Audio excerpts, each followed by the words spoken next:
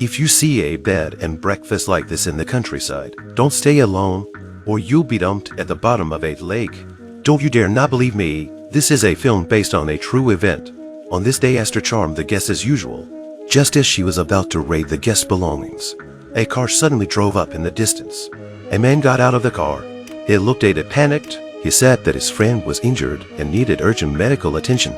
Now Esther was at a loss as to what to do, because the body of the customer she had just seen had not yet been treated. If this delayed, Mario wakes up and they're both screwed. So she refused the man's request on the grounds that the room was full. But Paco pulled out a gun and aimed it at her. This scared Esther. The mother and daughter had to do what Paco told them to do. They quickly bandaged their friend's wounds. But Paco forced them to go back to their room to prevent them from calling the police. Esther fidgeted in her room. After all this time, her unconscious client must be waking up.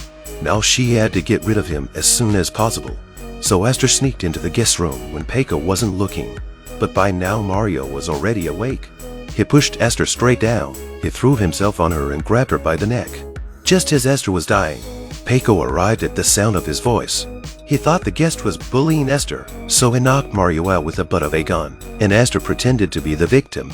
The two then worked together to drag Mario to the backyard. Paco was a tough guy too. He saw Mario's signs of awakening and shot him dead.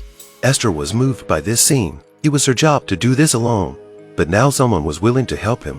The two of them spend the next few days together, and they both develop a crush on each other. But they thought Teresa wouldn't approve, so they had to develop a secret love. They come out of the basement after a biology study. Esther's mother sees this. She called Esther into her room and slapped her hard. Paco is heartbroken to see Esther being beaten. He tells Esther that he will take her away with him when his friend recovers from her injuries. But Esther is brainwashed by her mother every day and thinks that she is doing this for her own good.